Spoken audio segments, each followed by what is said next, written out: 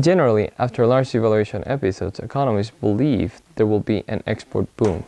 But this is not the case for emerging market economies. Actually, after large devaluation episodes, export revenue growth is slow and delayed. In this paper, co-authored with Mirko Abritti and Tommaso Trani, we examine this fact. We introduce search frictions and bargaining into a standard small open economy model.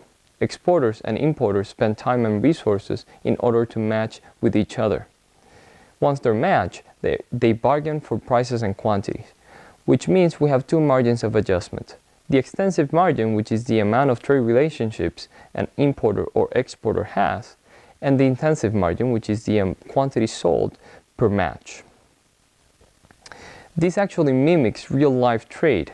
2/3 of all aggregate trade is the result of firm connections where both importers and exporters all have multiple trade relationships. Also, negotiation costs can amount to 75% of all price adjustment costs and are even 20 times larger than menu costs. The presence of search frictions and bargaining will alter substantially the transmission mechanism of shocks. It reduces the expenditure switching effect of exchange rate fluctuations and the allocative role of intermediate export prices. Now, export prices will serve to split surplus between exporters and importers depending on the relative bargaining power.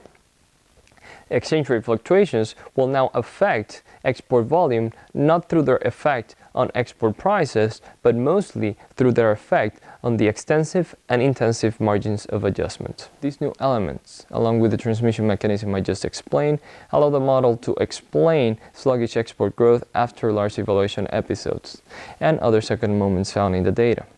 We also checked whether changes in key parameters of the model, namely the exporter's bargaining power, or a parameter that captures how costly it is to change production along the intensive margin, change aggregate dynamics. What we find is that the economy is more resilient to interest rate shocks when exporters have most of the bargaining power or when trade adjustment cuts are lower.